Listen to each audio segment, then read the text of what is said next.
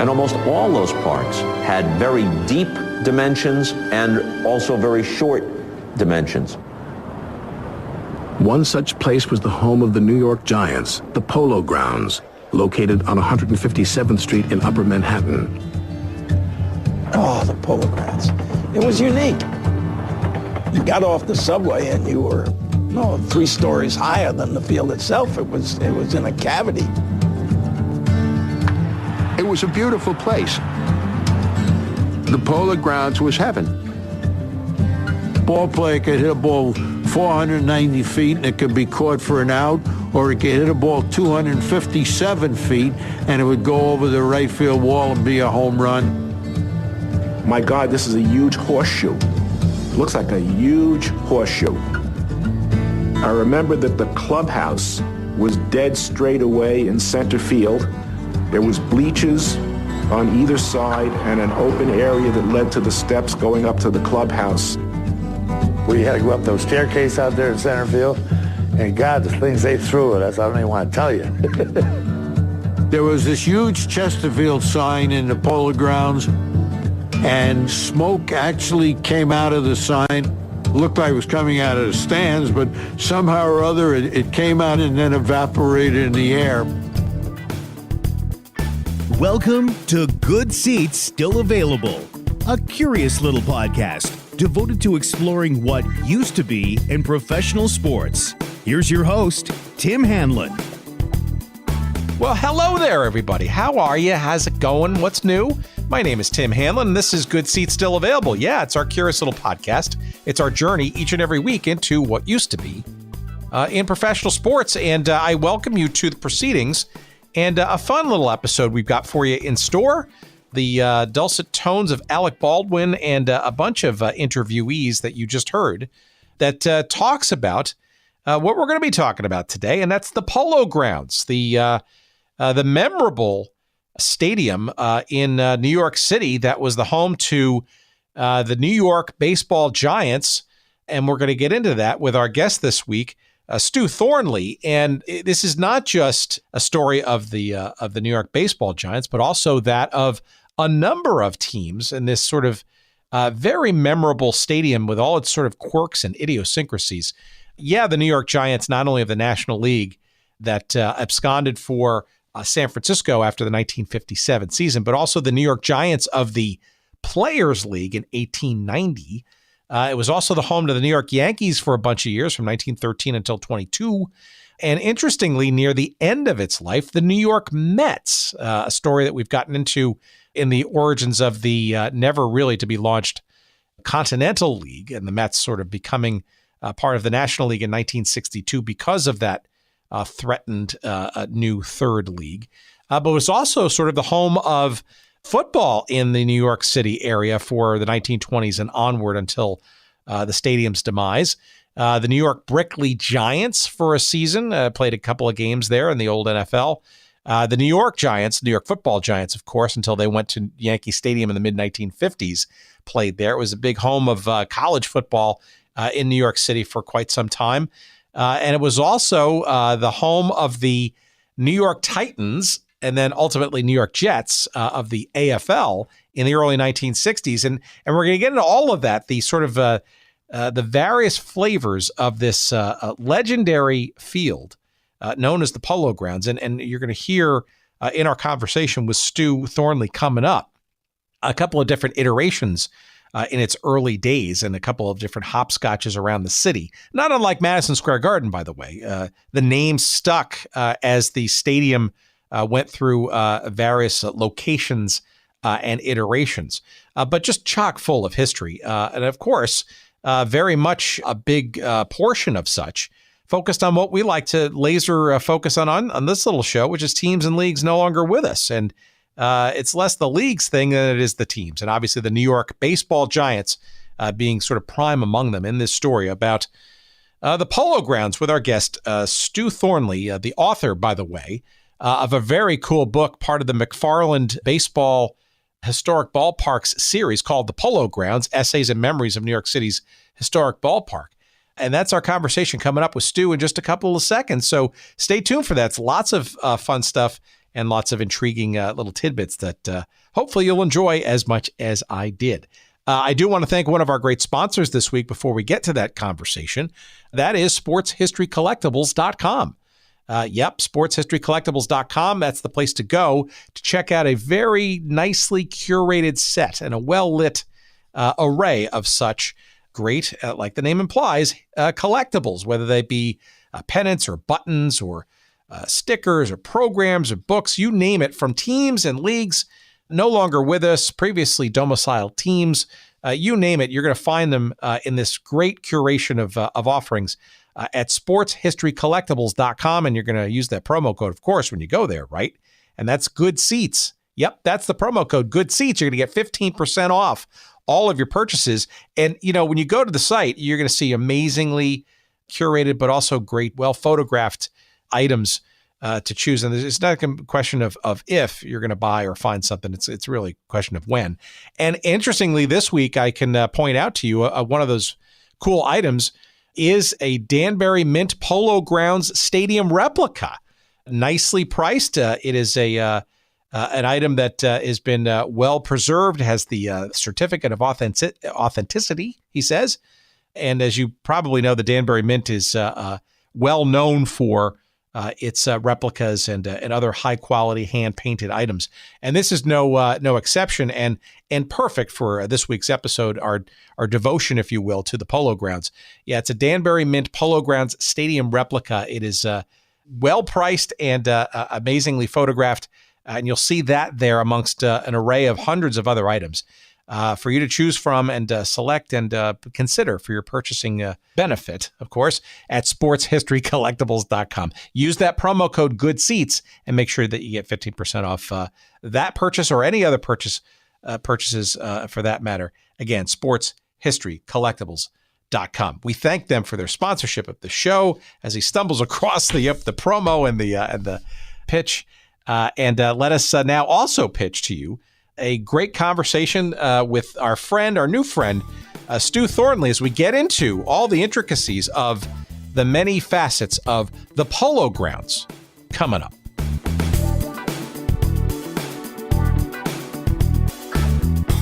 Why don't you remind our audience a bit of your background and how you sort of got ensnared into telling the story of the Polo Grounds, a legendary facility, if there ever was one in the New York metro area. I grew up in Minneapolis in the 1960s, which was a great time because it was when the Twins had gotten here. In fact, I don't have any memories of growing up without Major League Baseball. When I first became aware of the sport and watching the game with my dad and my mom, it was Major League Baseball. It was the Minnesota Twins. Seeing them out at Metropolitan Stadium, but seeing them on TV at Fenway Park or Yankee Stadium, Tiger Stadium, Comiskey Park. And I started to develop an appreciation for the classic ballparks. They were different. And I would start to see some of the National League parks. I think I first saw Wrigley Field while watching the All-Star game in, I think, 1962. But I loved looking at the diagrams of stadiums as well, because unlike in other sports, they're all different distances and shapes of the outfield. And I could recognize looking at a diagram of Fenway Park, and I knew what that looked like because I had watched the Twins play there on TV. But the National League parks, looking at Crossley Field or Forbes Field. But when I first looked at a diagram of the Polo Grounds, I just couldn't picture in my mind how something like that would look.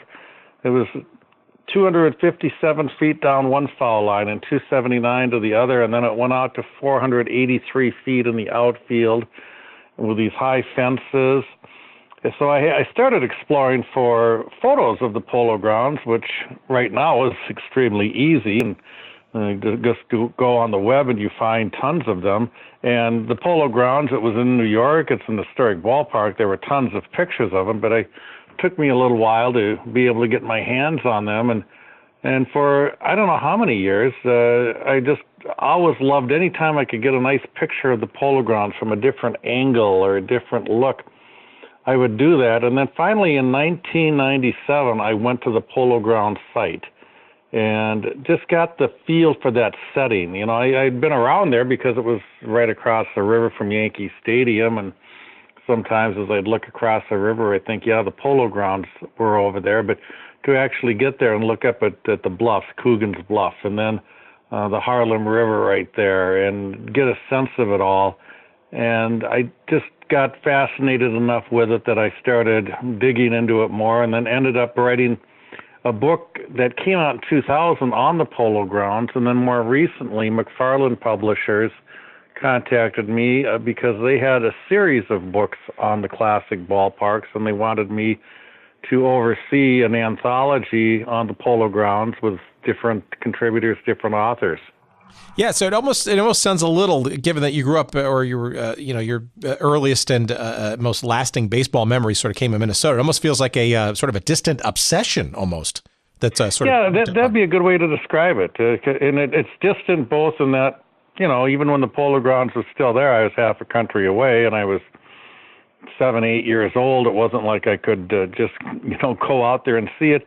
And it's distant now in the sense that it's in the past. It's gone. It's not there anymore. I can't go to it. I always say when I get my time machine, before I go back to the grassy knoll and solve the Kennedy assassination or anything like that, I'm first going to the Polo Grounds. That's going to be the first place I go when I get my time machine. And I'm going to go to a lot of games there and walk under the stands and around the stadium and outside it and just explore it all I can, as I was able to do with Metropolitan Stadium. There's nothing really classic about Metropolitan Stadium, but it was a place that I grew up watching baseball and did get to explore, and I wish I would have had that chance to be able to do something like that, but with the Polo Grounds instead, as well as many of the other classic ballparks.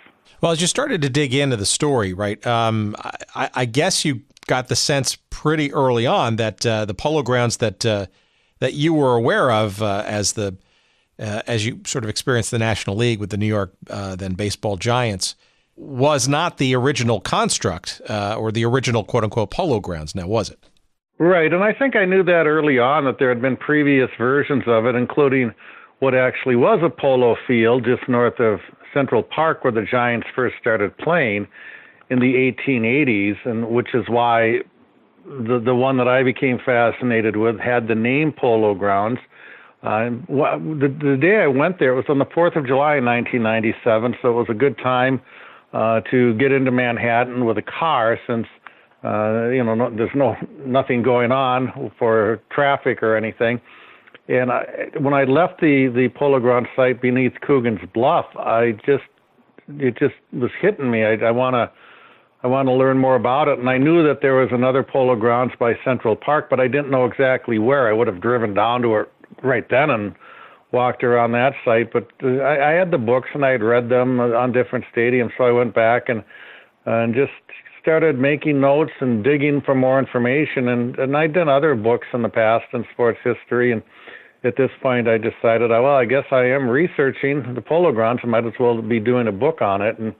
And so eventually I did that, and now this anthology that just came out this year. So according to my little crack research, they're basically, I guess, and maybe you can sort of help shape this for our audience who may or may not, frankly, be familiar with the sort of history. Yeah.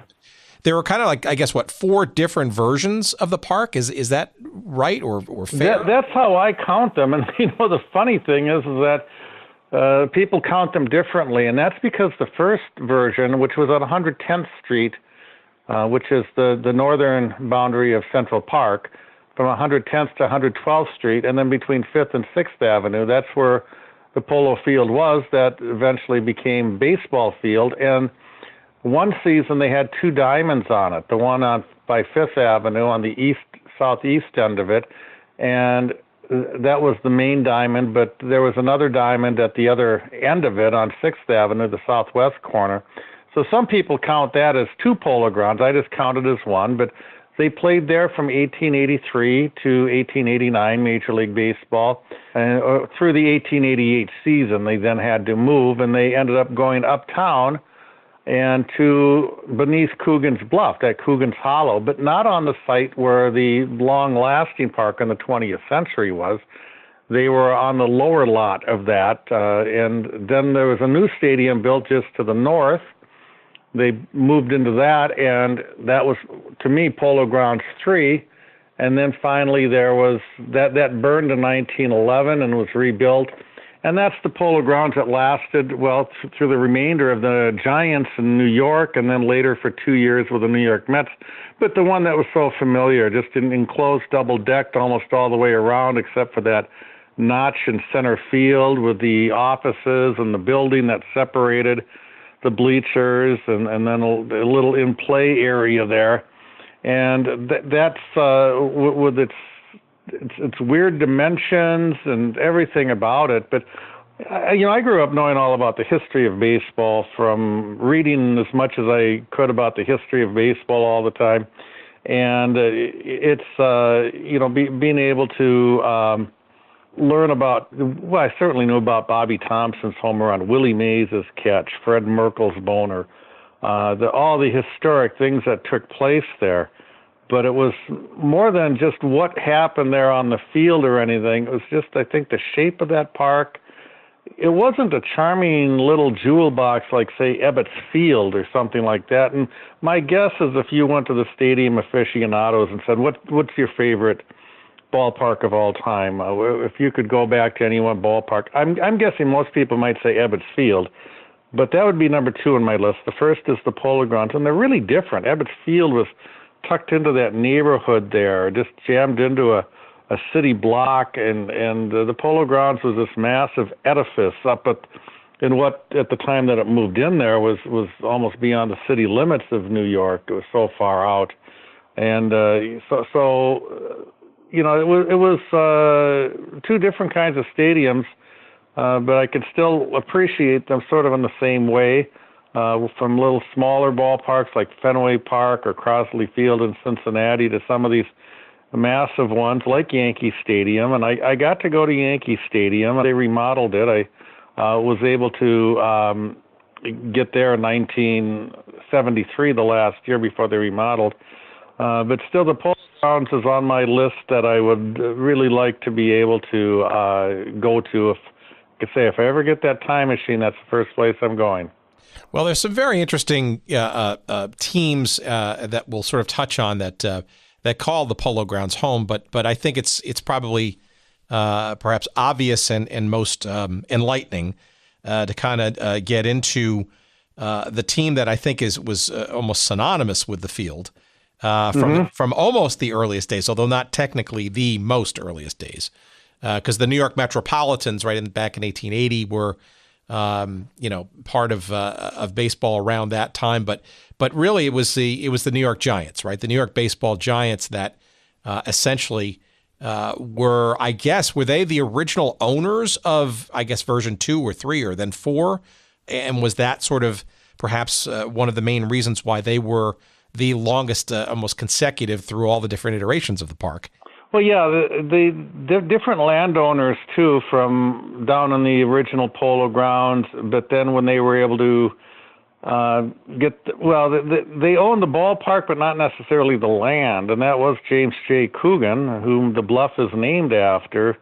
Coogan was the owner of the land, and in fact, when the wooden structure, which had pretty much of a similar shape to what succeeded it, when that burned in 1911, and John Brush was the owner of the Giants at that time. Now, before he was going to invest in a steel and concrete structure, he wanted to make sure that he was going to be able to stay there. He didn't own the land, but they worked out a long-term lease so that he was able to be assured that they weren't going to pull the lease out from him. And at that point, the Giants, it was John Brush who died, and then some others who took it over, and then the Stonehams, it was Charles Stoneham. And when he died, his son Horace took it over and owned it to the end of their time in New York and beyond that in San Francisco. So that was, you're absolutely right. There were different teams who played there, but the Giants are the ones that would really be identified with it. But, of course, now the Giants have been gone since 1957, so there's that new breed of fans in the 1960s, and they're younger and still alive more than the Giants fans and New York Giants fans. So a lot of people may have gone to their first games at the Polo Grounds, but seen the New York Mets, not the Giants.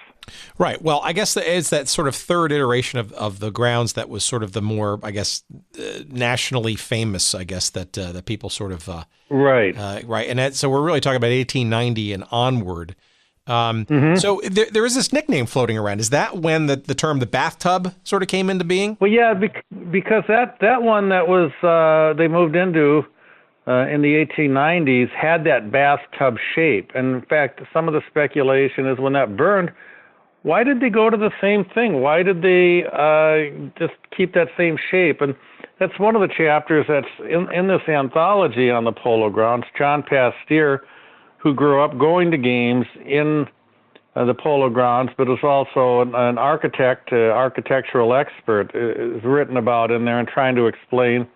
His suggestion was that they did the wrong thing, that in 1911, why didn't they build this in a more traditional sense, that like you'd see with the shapes of other ballparks? Although I'm glad that they did it as they did, because that's what made the Polo Grounds to me really stand out. Well, this let's call it the third version, right? So it opened in 1890, and it was actually the second version or the second franchise with the New York Giants name, and it was playing in something called that we've had a couple of episodes devoted to, called the Players League in 1890, which was a fascinating journey into union relations and player conditions and all that kind of stuff.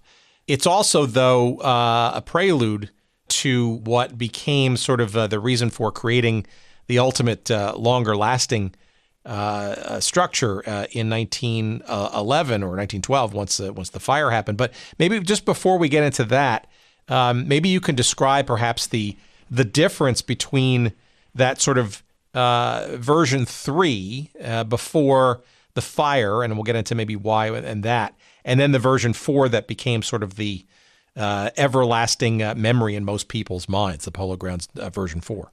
Yeah, right. And still, the interesting part is that they kept that bathtub shape. But when you bring up the Players League, it was interesting that in 1889 the Giants moved uptown and beneath Coogan's bluff, but on the lower parcel of land that was between the 155th Street Viaduct and what would have been 157th Street had there been a street. And they moved into that, and they carried the name Polo Grounds with them, which is what gives it that continuity through a number of different ballparks, that they kept that same name. And the reason they did is they just wanted it to be a familiar name for their fans, so their fans would know where they were. Well, and so they played there in 1889, but in 1890, that's when the Players League came into being. The Brotherhood of Professional Baseball Players formed its own league and ended up getting most of the good players from all of the teams. And they built a new ballpark that was just north of the existing one. It was called Brotherhood Park in 1890. But then that league went out of business after 1 year, so the Giants just moved into that park, and that's how it became known as the Polo Grounds again. And that was the one that was used up through the early part of the 1911 season when the fire destroyed it. That's where the first, the World Series in which Christy Mathewson threw 3 shutouts. That's where those games were played in New York. The Merkel's Boner in 1908, which is one of the most famous plays ever, and all of that. And then finally, with the fire and the rebuilding in steel and concrete, which the era of the steel and concrete stadiums probably started in 1909. And so many of these, and then really the classic ballpark period I see is 1909, when Shibe Park in Philadelphia was built and Forbes Field, and they started using the more permanent building materials. So the Polo Grounds was part of that, and it originally didn't come all the way around like it did in the later years. That didn't happen until about 1923, I think it was, when they finally expanded those grandstands And that was the look that it had for the next 40 years, and the one that people are most familiar with.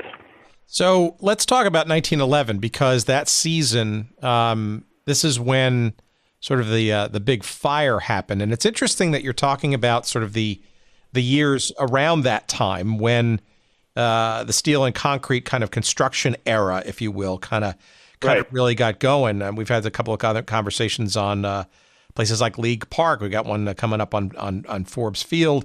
So how did this fire happen, right? It happened actually during the season.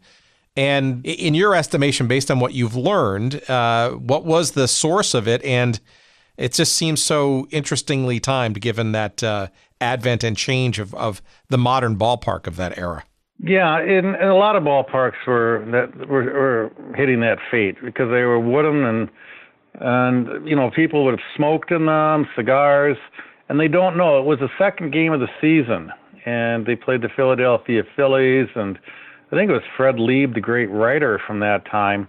After the second game ended with Dodie Paskert of the Phillies making this great catch in the outfield, and then overnight fire started and it burned, and Fred Lieb had some kind of a nicely worded statement on it that, you know, they could say that it was a cigar or something like that, but it was really Dodie Paskert's catch that electrified anyone, and he was waxing poetic with it. But just as the case with a lot of other stadiums, the one in Washington burned right about that same time, and they built Griffith Stadium then, and so a lot of the ballparks were having some significant fires. And I guess you've got wood and you've got people in there and they're smoking their cigars, and so they're not really sure of the start of the fire, but just I think speculating on it might have been a cigar or something that was still smoldering, and then you know, all of a sudden caught up with everything else. I was maybe hinted at something more nefarious, right? Because now you're mentioning the D.C. issue or incident.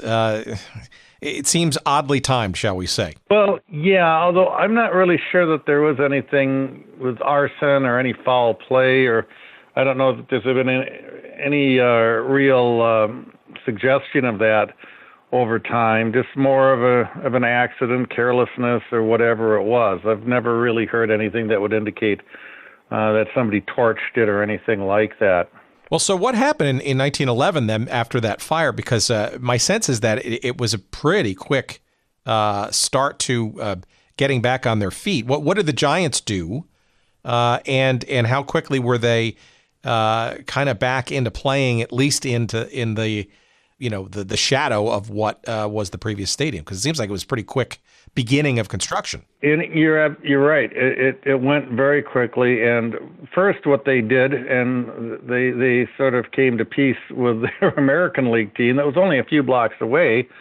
The Highlanders are also being known as the Yankees at that time, and they played in Hilltop Park that overlooked the Hudson River. It's where the hospital is now at about 163rd and Broadway, and the Yankees were gracious enough to invite them to use their ballpark. But it was amazing how quickly things could get going. Again, it takes a number of years now to build a baseball stadium, but they had it in a matter of months, by 3 months. And the same thing, I mentioned Washington had burned down, and they got going in a matter of weeks. Now, I don't know exactly what the ballpark looked like in late June of 1911 when they started playing there again. I've gone to some of the old things like Engineering Record magazine that had some blueprints and things like that. Obviously, you couldn't build the whole thing in 3 months, but they had it with enough seats, and they continued expanding it during the season because they ended up in the World Series. And in the World Series, then it was starting to really take shape. And that version of the stadium too, it was more of like a fish hook as far as the double deck stands went. It formed kind of a J because the stands in left field did not even reach into fair territory, and then it curved around and went straight out into right field, but did not curve in like it later did.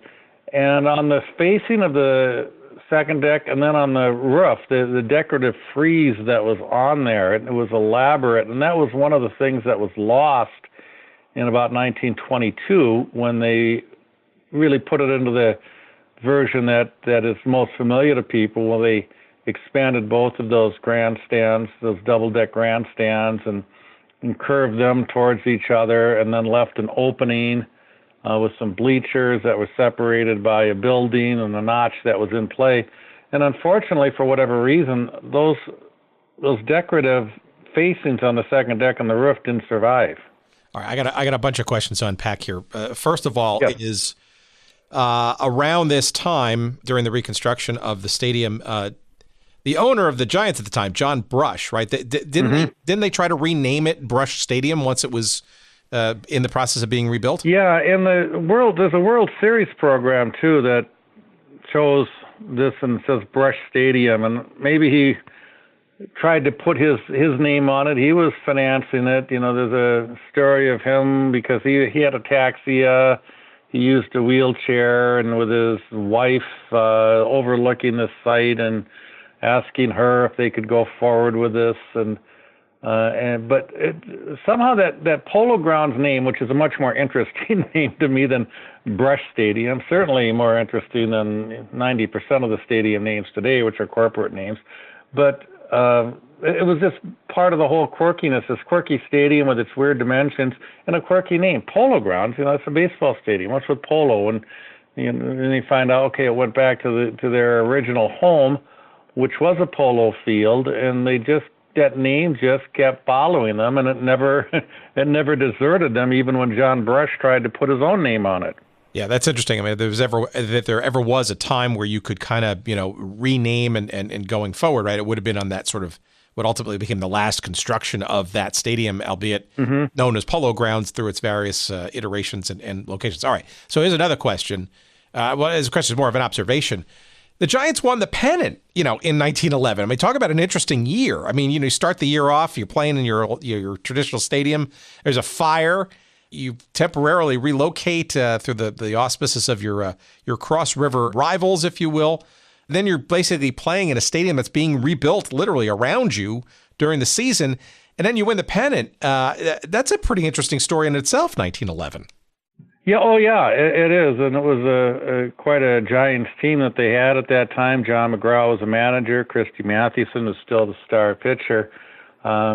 Maybe it makes me think a little bit of nearly a century later when the new Yankee Stadium opened in 2009, and the Yankees won the World Series in their first year, and the Giants played in the World Series in 1911, and so quite a year from starting it with a stadium burning down after 2 games and playing elsewhere and coming back in there and going on to win the pennant. But of course, they had so many great teams, and from the time they got going in the 20th century, but from the time that John McGraw got there and Christy Mathewson, and for the next 20 years, they were the best team in the National League, and they won some World Series. They were in it many, many times, and then finally it was they won the pennant 3 years in a row from 1921 to 1923, and in each year faced the New York Yankees, beat them the first 2 years, and then the third year of that was 1923, and the Yankees now had their own stadium. The Yankees had finally been sharing the Polo Grounds with the New York Giants. They left their Hilltop Park a few blocks away and moved in, and a lot of it is, of course, I say the house that Ruth built is the Yankee Stadium, which in many ways it was. But the one of the stories that gets going is that the Yankees climbed in popularity, and in terms of winning, which they did after they got Babe Ruth, is that this made John McGraw so jealous that he said, "Get out of here," and that's probably not really the case. It's more the Yankees had designs on getting their own stadium anyway. The American League wanted them. This is their premier franchise. It's in New York, and they didn't want them as the second tenant in the Polo Grounds. But then they were right across the river from one another too. You say it's a subway series. Well, that it wasn't even a subway. It was walk across the McCombs Dam Bridge, something I've done many times when I've been there and just wanted to go from Yankee Stadium over to see where the Polo Grounds is, and many times, and But they had, the 1950s especially, if it wasn't the Subway Series with the Yankees and Giants, and it was with the Brooklyn Dodgers too, something like that.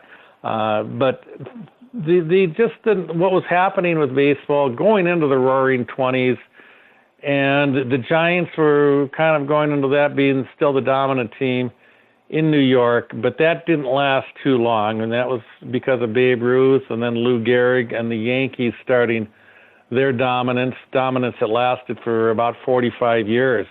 Yeah, I think people forget, especially historians who look back, right, that the Giants and the Yankees were co-tenants of the Polo Grounds from, I guess it was, 1913 to about 1922. Yep. And so what an interesting time to be a baseball fan there, especially if you lived in Manhattan or nearby or relatively easily could get to the stadium, because basically you're pretty much guaranteed a game just about every day. From both leagues at that. All right, here's my last question on this little zone of the history that we're getting into here. So explain to me then, given that a brand new stadium is being built in the midst of this 1911 season, and arguably the chance, and maybe it wasn't a chance because of the sheer speed by which a decision and or construction began, why the field dimensions in such a wacky configuration, right? You hinted at it before, right? You're talking about, lines that are literally 200 some odd feet to the left and to the right, and this massive cavernous, not even sort of diamond or baseball friendly shaped cavern of an outfield that itself has odd idiosyncrasies. Why this shape? That has been kind of one of the mysteries that I think John Pasteur, who, as I mentioned, grew up there and also was a stadium architecture expert. In this chapter that he wrote in this anthology on the Polo Grounds, he said that the 1911 fire was an opportunity to correct serious flaws in the ballpark's layout. But then he said John Brush was in poor health, and the speed of rebuilding and reoccupancy was a priority. And his words were sheer size and a limited sprinkling of cosmetic detail were among his goals, and in haste he chose to perpetuate the old-fashioned design ideas embodied in the burned-down park. So he sort of puts it on John Brush, both his illness, he had ataxia, and maybe was somewhat limited in just what he was able to take on, but having that desire to get this going again in a matter of months, which he did, and just kept that same shape rather than, as Pasteur said, rather than assessing the situation afresh and considering seating and field layouts that were better shaped to the needs of the sport. So while many people, not just John Pasteur, and if you look at it from that perspective, what Pasteur writes makes a lot of sense. This was weird. Why would you do it this way? But to me, that's if they had just built more a standard-looking stadium, even something like Yankee Stadium, and there was no standard-looking stadium that was being built at that time, but there was still, whether you're going to go to Forbes Field or something like that, stuff that at least had some kind of similar, just decent distances down the foul lines and more of a circular shape, not necessarily symmetric or anything like that, but just moving it around that way. If they had done that, I'm just guessing I would have never had the same fascination with it. I probably still would have loved it as one of the old class ballparks, like Ebbets Field or Crossley Field or something like that. But to me, it was its shape, and I think the fascination really grabbed me when I first looked at just a diagram, in a little booklet that my dad brought home that he picked up at a store where they gave them out, and looking at all the different Connie Mack Stadium, which had been Scheid Park, and then after looking at all of these, seeing the Polo Grounds and say, now, even among all these ballparks that stand out with their unique dimensions and shapes, this one really stands out. So I'm glad they did it that way, even though you could argue, certainly from an architectural standpoint, that it was not a good way to go.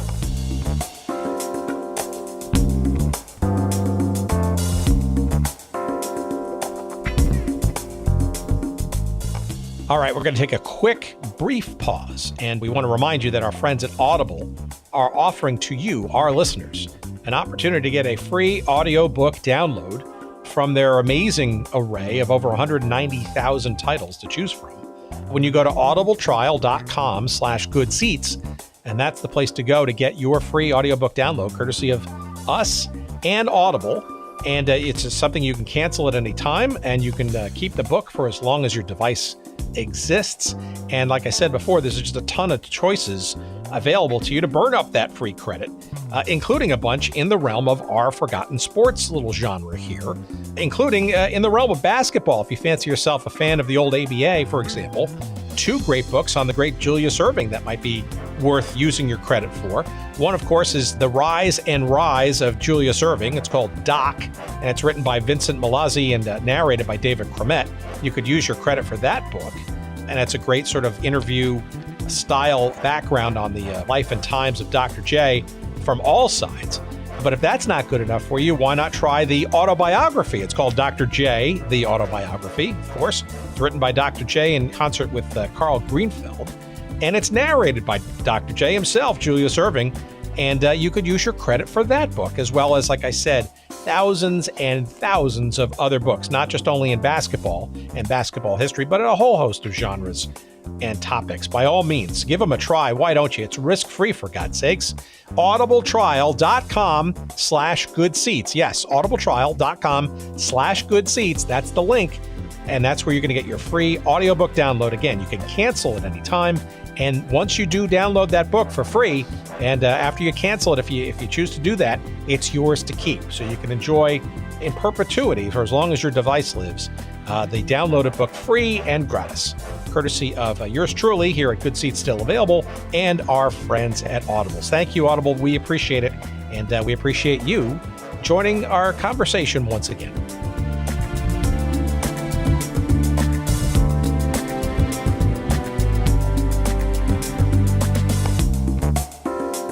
You want to point out a couple of the quirks that kind of stand out? We kind of mentioned the left field and the right field being so short, but there was also, as the stadium was further being built out in the years following, there were 2 decks, right, and some porches that not only was it short down those left and right hand sides, but left field sides and right field sides, you had the porch that actually encroached even further, which arguably made it even easier to make a home run, right, among other things. And that was on the left field side. The second deck right on right field was pretty much flush with a fence, but there was an overhang of, 21 feet.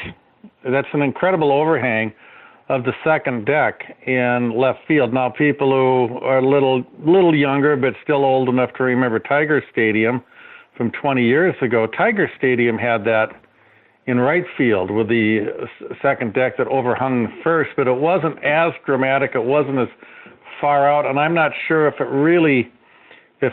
there could have ever been a fly ball of the angle at Tiger Stadium where it scrapes the second deck when it would otherwise not have gone into the first deck. But that was definitely the case at the Polo Grounds when it hung out there 21 feet.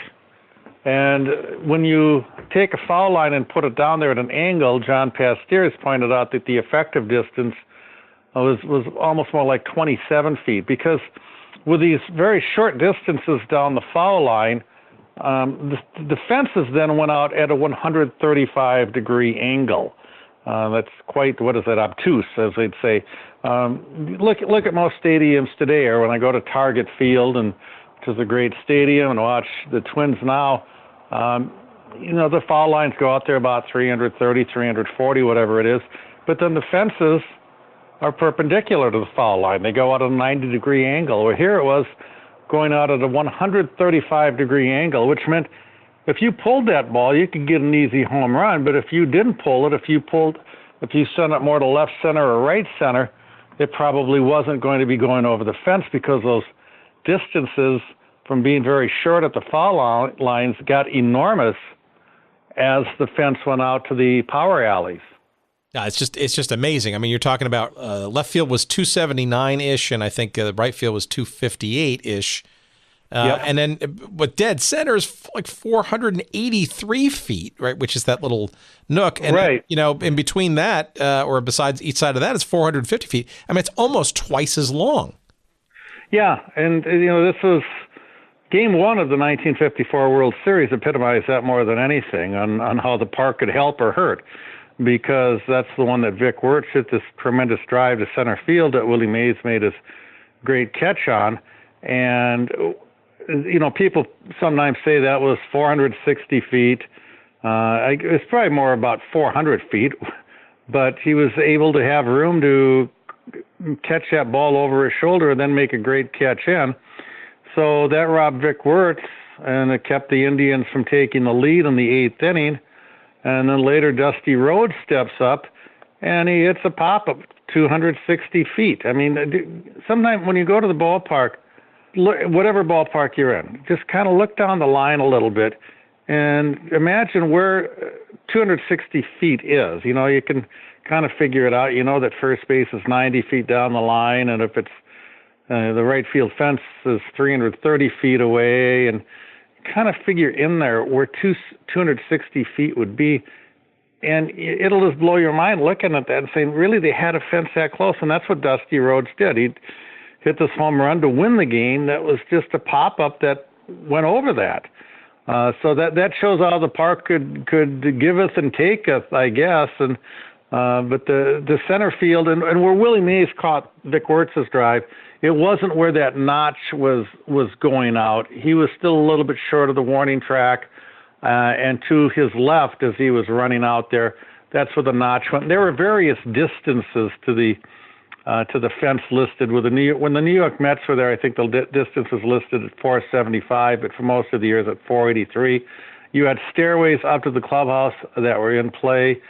You had the Eddie Grant monument that was out there that was in play, and balls could bounce around it. But just figure if a ball ever bounced into that notch, it was probably going to be an inside the park home run, even if the center fielder had to go navigating a monument or a stairway to get to the ball. It's just if a ball got out there, I don't know if anything really ever hit there on the fly. There were a few batters who were able to hit home runs into the bleachers out there. Hank Aaron, Joe Adcock, Luke Easter, and Lou Brock, who hit them straight away center to the point that they were even able to get into the bleachers. But where that notch was and why it was there, who's to say? When they remodeled that stadium in 1922-23, and so they put the office building out there, but why did they not just keep that fence? It's just one more quirk that adds to the fascination of the stadium. Yeah, and my sense is the bullpens were also in play in deep left and deep right fields as well. That had to be interesting on a couple of occasions. Yeah, and of course we've got to know bullpens as they still are in some ballparks that are in play but in foul territory. And with the Polo Grounds, the bullpens were in fair territory. I'm not sure if there's really any other stadium where that was the case. But on the other hand, they were so far out there. It was probably, when you get into the corner, 430, 440 feet out there, that it didn't really matter if pitchers were warming up. If they saw a ball coming out their way, I suppose they could just get out of the way. But they were in the field of play in fair territory. Yeah, that distance, they might actually be a few more seconds actually to get out of the way because it's so deep. Yeah, you could see it coming. So I got one other quirk that stands out in my mind. I'm sure there were others, especially, and I not having been there or experienced it, this is before my time. But do I have this right that the outfield actually sloped downward from the infield, and that it was hard for people, say, in the dugouts to even see perhaps some of the more distant fielders as they got sort of closer to the fences? Yeah, although I don't know that's one of a kind with the Polo Grounds, although it might have been more pronounced, and that if you were sitting in the dugout and you wouldn't even see the outfielder's feet. But a lot of fields were crowned in a certain way to help with drainage, and some of it there with the Polo Grounds might have been a little more than you would see in most ballparks.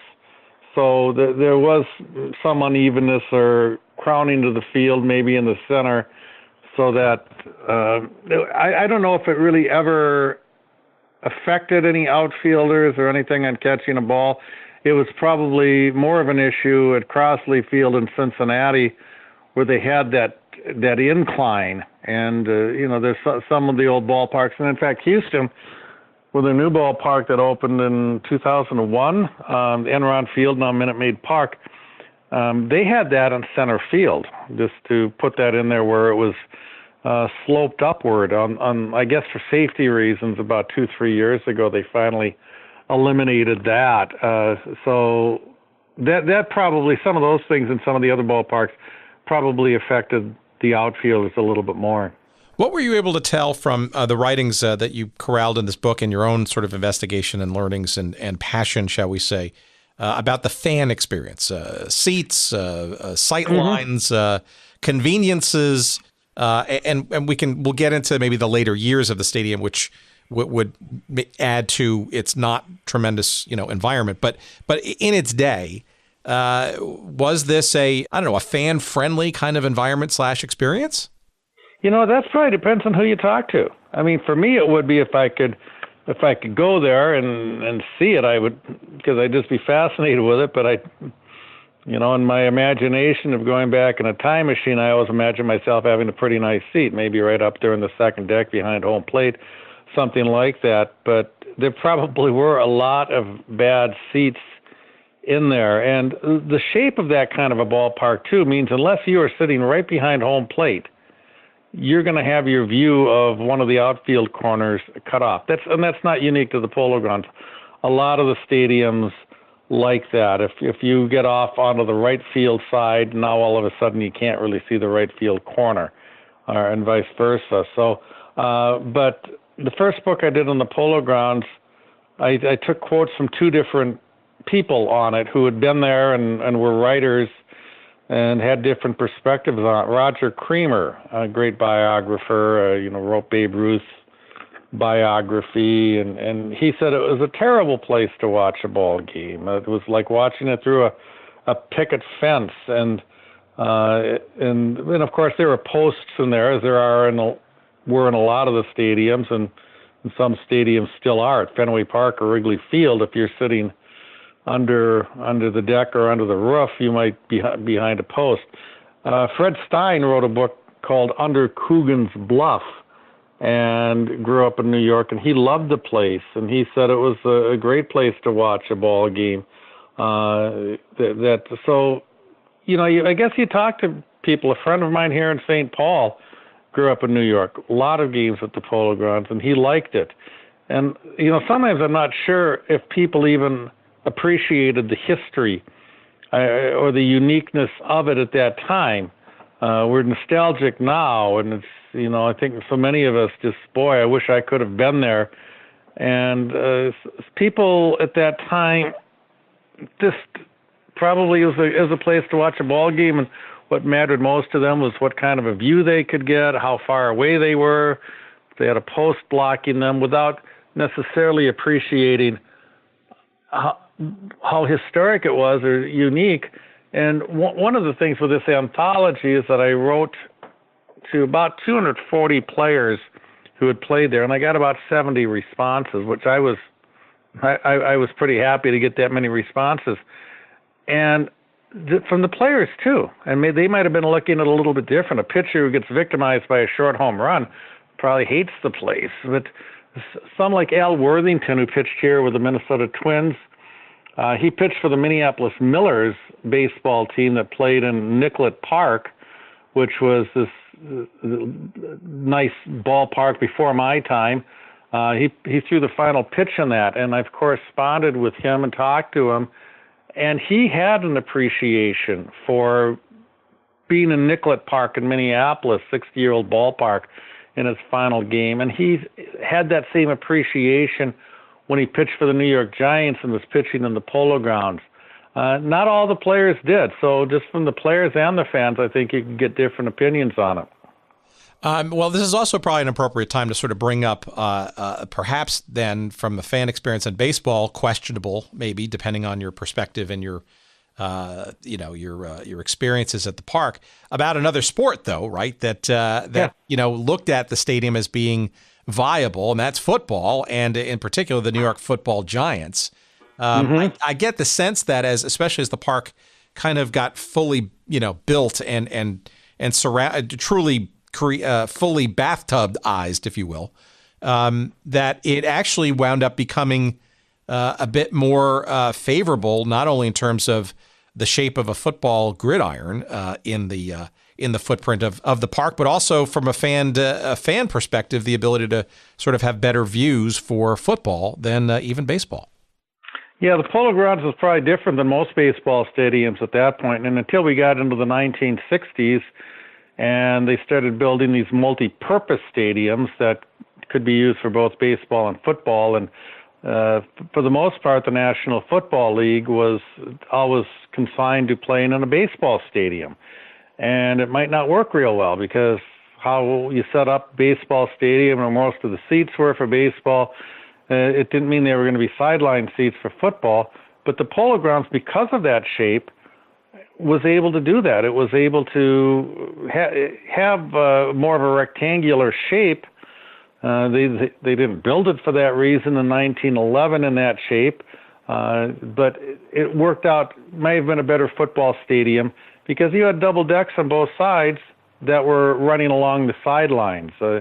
And Yankee Stadium, they could put a gridiron in there, but even where you had most of the seats, they could be a long way away from the field. So the Polo Grounds for football, even though it wasn't built to accommodate it, probably had among those classic ballparks the best shape for football. A lot of football games there too. Army and Navy and the Four Horsemen got their name there. Grantland Rice wrote about against the blue-gray sky of the Polo Grounds. The Four Horsemen wrote again.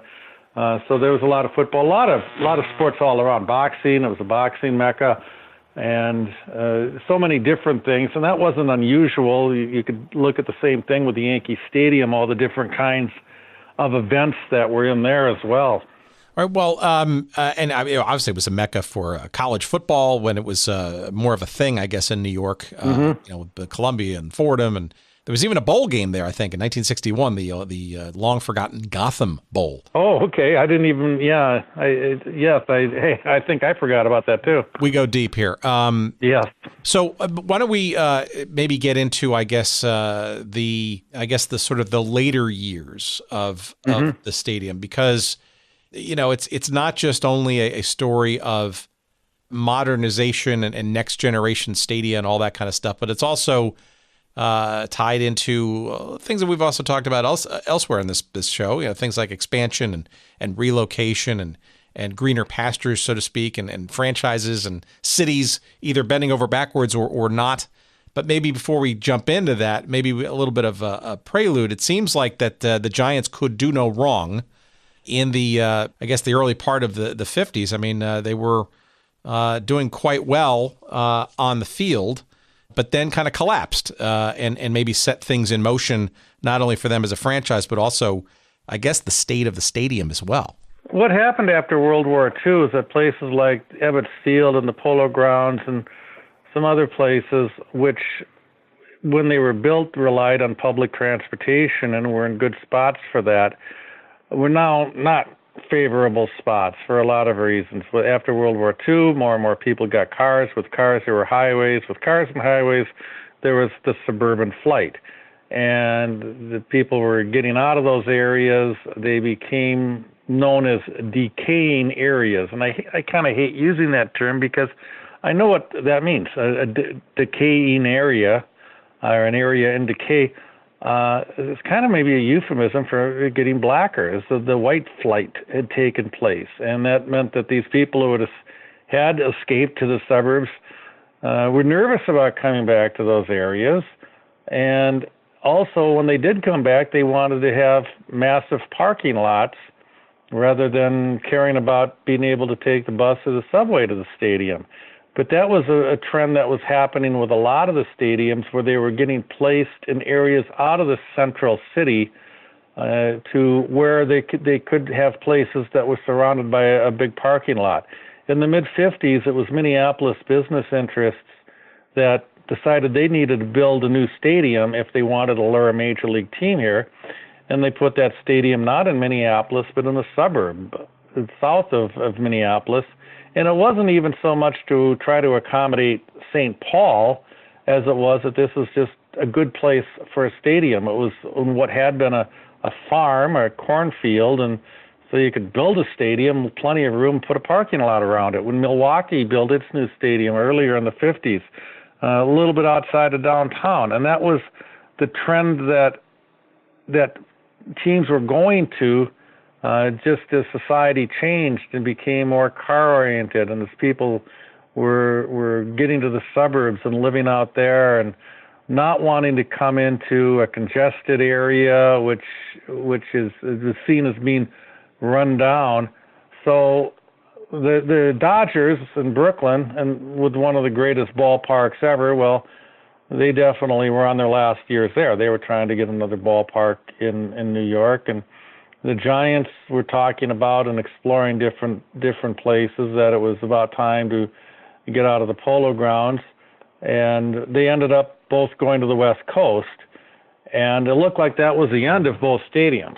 They used both for the next few years for different things. They put in, they could do midget cars in there. They got tracks inside there, but Ebbets Field, this lasted a few more years and was torn down in about 1960, and for whatever reason, the Polo Grounds hung around and then got a new life. With the Giants and Dodgers leaving New York, there's no National League Baseball there, and Dodgers and Giants fans weren't about to start becoming Yankee fans, and that's what really pushed expansion. First was this talk of a formation of a third major league, the Continental League, and so much of that was prompted by wanting to get another team into New York, and then it finally worked out that instead of the Continental League, the American and National League teams, leagues decided to expand and got a National League team in New York, and started working on a new stadium in Queens, Shea Stadium. The Mets were going to need a place to play for until that was built, so it was planned that they would play there in 1962, and then when the construction wasn't done on the new ballpark, they ended up playing there in 1963. So in a lot of ways, that was nice. Many more people got a chance to see the Polo Grounds with the New York Mets and experience it that way.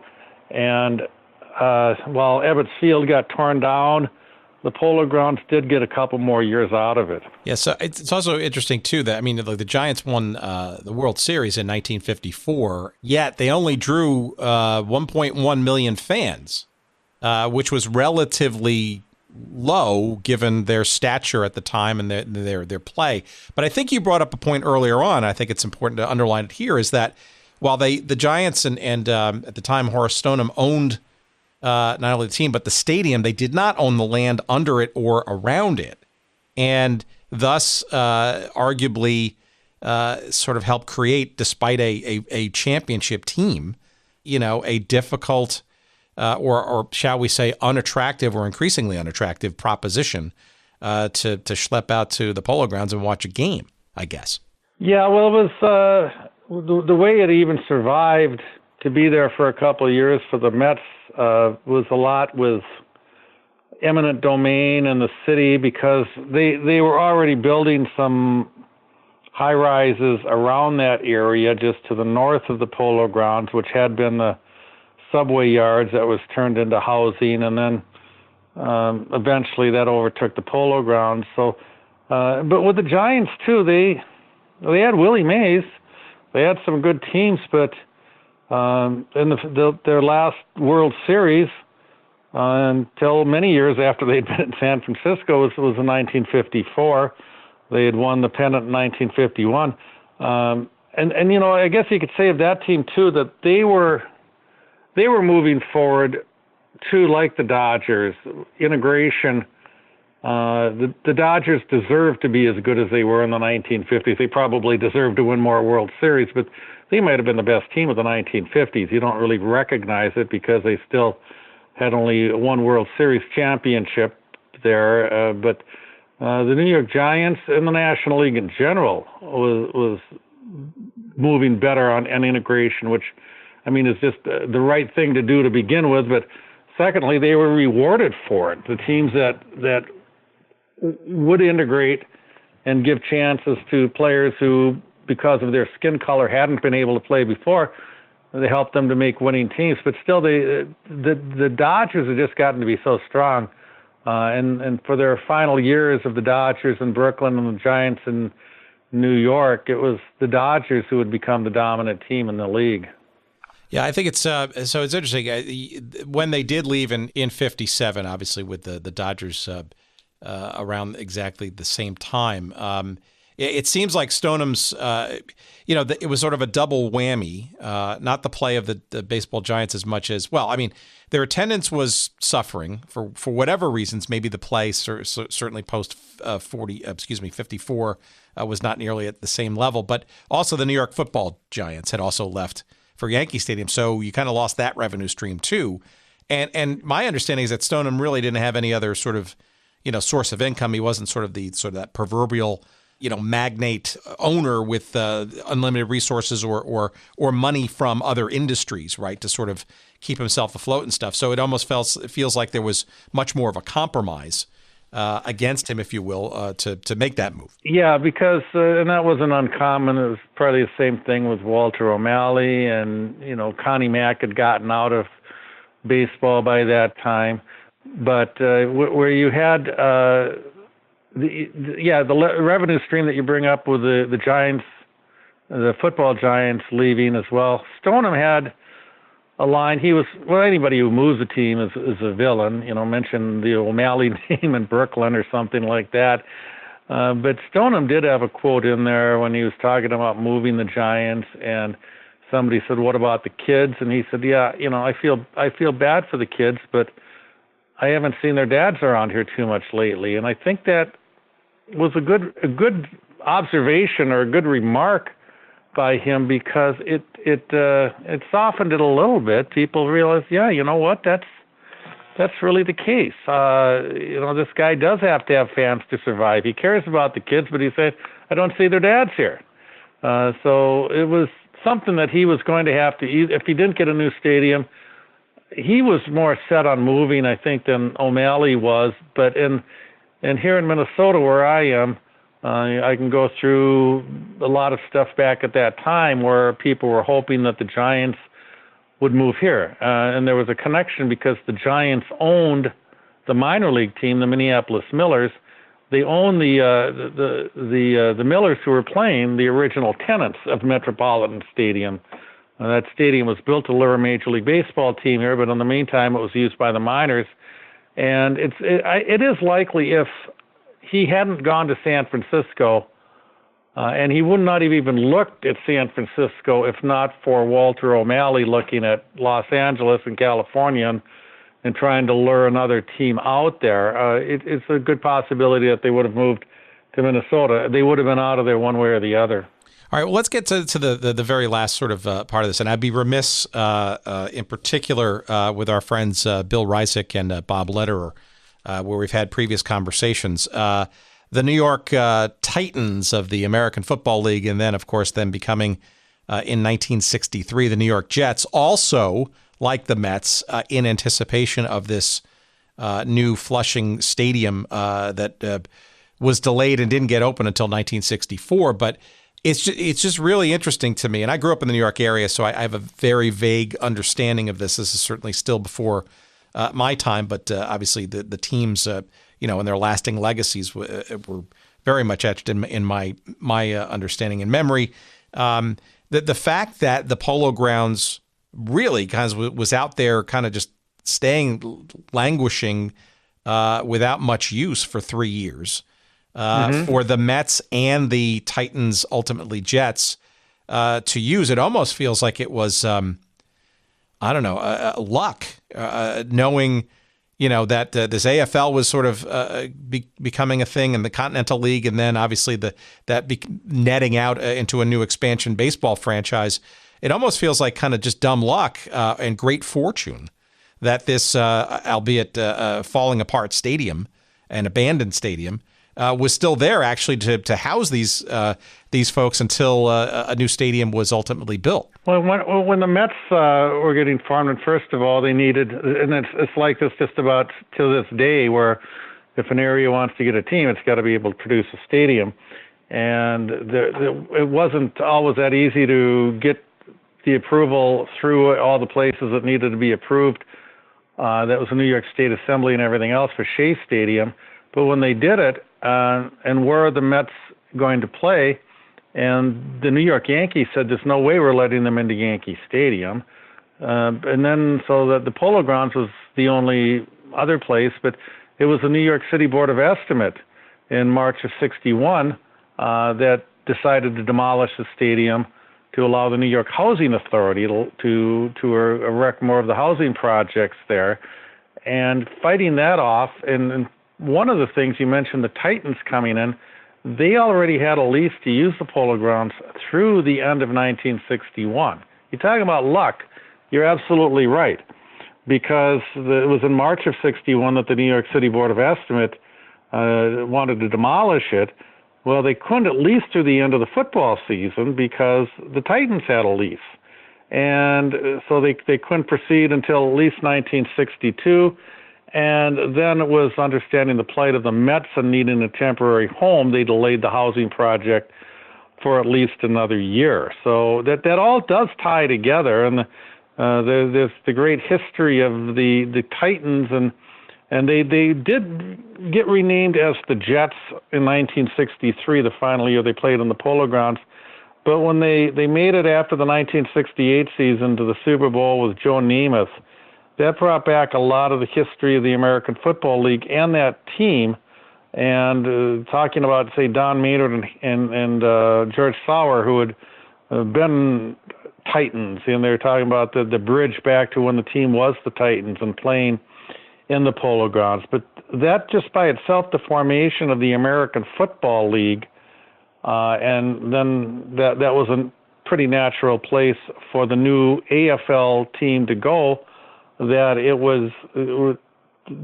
may have helped to extend that for a couple of more years for the Mets to play there. Yeah, it's just interesting that it's a new sort of wrinkle on the story of those teams as we've investigated them and understood them, and we've kind of tackled the Continental League and what that begat with the Mets, and obviously the Titans becoming the Jets and the AFL in general. You literally and figuratively had two teams in two very major pro sports leagues playing in effectively a stadium that's been declared uninhabitable and is to come down. And, irony is just not even the right word. Well, they had to put something back into that stadium to be able to get it ready for baseball, but the fact that they had to kind of clean it up and do some things just to get the football team in there. So you raise a good point when you talk about the importance of the significance of the New York Titans and the American Football League on the impact that had, that it kept that stadium where the Mets could move into it because there was a lease, but because they had already had to do some upgrading for the football team, and there was a lot more work to be done after 5 years of no baseball in there, to get that back as a baseball stadium as well. So to wrap all this up, and in the book, obviously, you've got a lot of different viewpoints, and you've sort of overseen it with your editing and your own contributions and your own story and interest in the stadium itself. What are the, and maybe looking back through a bit of a hagiography, right? Because, Lord knows the stadium was not a quote unquote gem. It was probably quirky and memorable. I'll give it that, right? But, it was not an architectural wonder per se.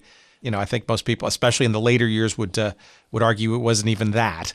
What takeaways do you sort of get? If there's a storyline to kind of thematically sum up here, I mean, was it just a stadium just full and right for its time? What would you sort of take away from sort of the memories and the lasting, and what makes the Polo Grounds such a memorable structure in people's minds? Well, that might be the thing, as you said, it wasn't a gem like you would think of as Ebbets Field, and was it even a stadium of its time? But that's what gives it its memorability, at least certainly for somebody who wasn't going to games or all the time and caring if I ended up in a bad spot where I couldn't see the game. For my eyes, it's from a distance of time that I can look back on it so nostalgically, and so many other people can too. But people, I think first of all, people have great memories of where they first started going to baseball games. And as I talk to people who grew up in New York, and some of them might have been going to games at all of the stadiums in New York, but if some were attached to the Giants, that's where they went. And that's what sticks with them. It's not just that stadium itself, it's where they spent a great part of their time as a youth. For me, it would be Metropolitan Stadium, not an architectural classic of anything. That started to hit me about 10 years ago with the Metrodome closing. And the Metrodome was a functional but uncharming place. But as people of a little later generation, I discovered they were just as nostalgic about the closing of the Metrodome as I was about Metropolitan Stadium, as people might have been about Ebbets Field or the Polo Grounds, because that was attached to their childhood and going to the games with their parents and their grandparents and the memories of that, whether it was the great stadium like the Polo Grounds or Ebbets Field or even Metropolitan Stadium or a cruddy stadium like the Metrodome. I think a lot of the nostalgia emanates from that. We see, baseball fans, so many of us, we are most nostalgic about the time that we first got introduced to the game and first started going to the games. So the Polo Grounds was there for that, but it still is in an era of the classic ballpark where every stadium was distinct. The Polo Grounds still somehow stood out from even any of those molds.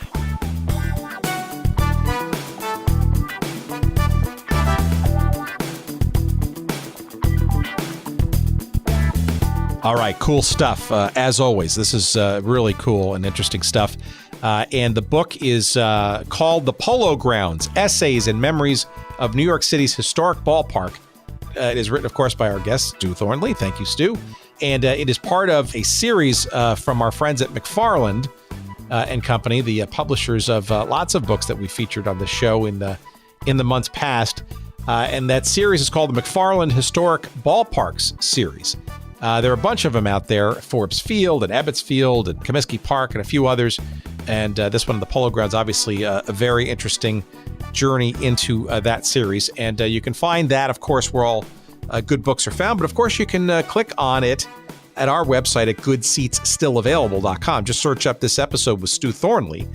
You'll see a convenient link there, and you can be whisked away to Amazon. Give us a few shekels, as you also help Stew by selling a couple of books as well. That's always the easiest way to do so. And of course, you're going to find all of our past episodes on the website as well. Again, goodseatsstillavailable.com, as well as all the other fun stuff in terms of say our social media feeds. Like on Twitter, you'll find us at Good Seats Still. You'll find us on Instagram at Good Seats Still Available. You'll find us on Facebook. We got a page devoted to us there. You'll find links to sending us email, which you can also do directly at hello@goodseatsstillavailable.com. You can also sign up for our weekly newsletter. There's a whole bunch of stuff there. And there's great photography. We got nice pictures there for all of our various episodes and a couple of other occasional links to cool items that we've seen or curated or have relationships with some of our great sponsors. So just that's the treasure trove. You're going to find it all there at goodseatsstillavailable.com, including, of course, the book, The Polo Grounds, by our pal, Stew Thornley. Buy a few copies for your friends and loved ones. Why don't you? Before we run, I want to say that the clip that you heard at the very beginning of the show, I want to give a credit to that. It's called Baseball's Golden Age, and it was out there from Fox Sports Network, I want to say about 10, 15 years ago. And it's a three-part series. You can find that also on Amazon and other places, a DVD set. It's a concoction of not only remembrances of old ballparks and those kinds of things, but also home movies. A lot of most of the footage was home movies, color films from players and administrators and and owners from back in the day, and we're talking like in the 40s and the 30s. Some really rare stuff, and I highly encourage you to check that out as well. And I also highly encourage you to check out our good friends at Podfly Productions, and in particular, of course, the good doctor. You know him, you love him, you can't live without him. His name is Jerry Payne, Dr. Jerry Payne. He's the guy who helps put all of our pieces together, and he does so very well each and every week. Despite my attempts to drive him insane, he still comes through it all smelling like a rose. And you can find out more about him and the Podfly production process if you're interested in getting into the world of podcasting. I would question your sanity, but go for it if you want to. You'll find out about Podfly at podfly.net. All right, I am done for this week. I appreciate you listening this far, and we look forward to talking to you next week. And until then, let's see. I guess the box office is now closed. So thanks. Take care, everybody. We'll see you soon. Bye-bye. The Yankee Stadium in New York City's borough of the Bronx is losing a famous neighbor. The Polo Grounds, playing field of hallowed memory, is about to give way to a housing development. Thus will end one of the most famous chapters in baseball history. The Polo Grounds was the longtime home of the New York Giants, and for the last 2 years, the stamping ground of the Mets. Today, the cry, "Play ball!" rings through the stands for the last time. Only 1,752 fans are on hand to see the Phillies whip the Mets 5-1, and it's a quiet wait. The Mets have a firm grip on last place, 45 games back of the Los Angeles Dodgers. That doesn't discourage the old master, Casey Stengel. His number 37 is prominent at the pitcher's mound at each crucial moment.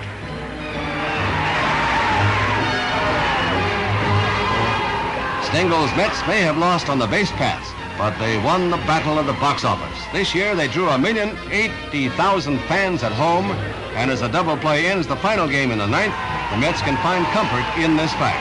In 1963, they drew 150,000 more fans through the turnstiles than they did last year, their first season. Now, except for an occasional football game this fall, crowds will no longer pour into the Polo Grounds. The home of McGraw, Terry Matherson, is no more. With his wife Edna, Casey says farewell. It seems that the only thing in baseball that goes on forever is old Marse Casey himself.